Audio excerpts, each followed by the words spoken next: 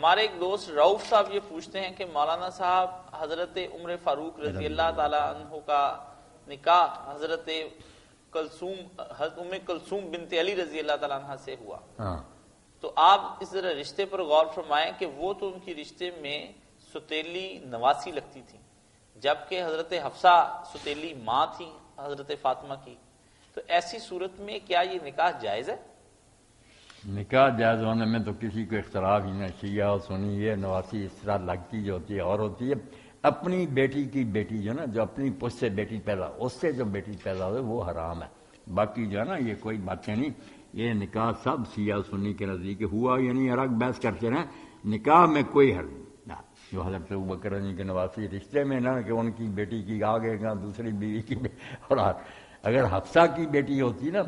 حضور کی بیوی کی پھر ہوتی نا عمر کی نواسی، حضرت خدیجہ کی بیٹی اور اس سے آگے بیٹی، یہ کوئی نہیں، اس طرح کے رشتے بہت تو وہ دوست پوچھتے ہیں کہ شیعہ حضرات عموماً کہتے ہیں کہ یہ ناممکن سی بات ہے، آپ ناممکن کوئی پوچھیں اس کے بارے میں۔ شیعہ حضرات کے جو بڑے بڑے عالم ہیں نا جو عالم ہیں وہ مانتے ہیں کہ واقعہ بالکل سچا ہے، اس کا انکار کرنا بے وقوفی اور جہالت ہے، اب کیوں ہوا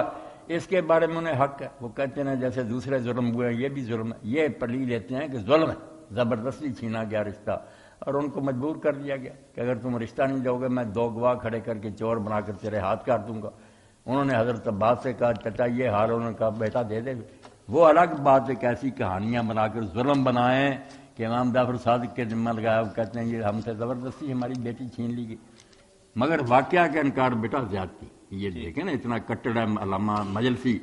دشمن جو لعنت کے بغیر لفظ نہیں لکھتا وہ بھی مانتا کہ جب ہماری حدیثیں یار بڑی انکار کیوں کرتے، واقعہ ہوا۔ باقی کچھ لوگوں نے عجیب و غریب باتیں یہ شیعہ سنی سارے دین چھوڑ گئے کہ جب ایسا معاملہ دیکھا نا تو حضرت علی نے پھر اپنی قدرت سے وہ پاورفل سے انہوں نے نجران سے ایک جنیاں کو بلایا پری،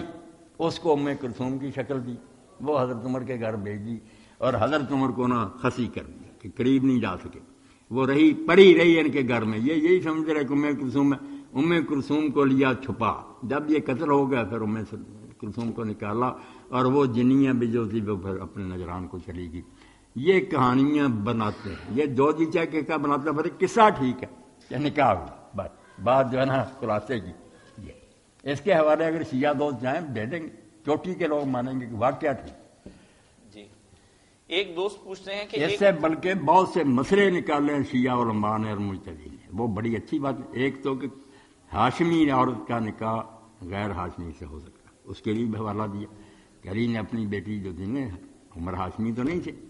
دوسرا حوالہ دیا کہ جب خاوند فوت ہو جائے تو بچی جہاں جی چاہے عدت گزار سکتی ہے، ہمارے ہم لوگ کہتے ہیں نہیں خاوند کے گھر ہی رہنا پڑتا، نہیں ظاہری بھی کہتے ہیں امام ابن حزم اور یہ شیعہ بھی کہتے ہیں کہ گھر رہنے کی کوئی پابندی نہیں، جہاں جی چاہے جا کر رہے، 4 مہینے 10 دن اس نے سوگ کرنا، خوبصورت نہیں بننا،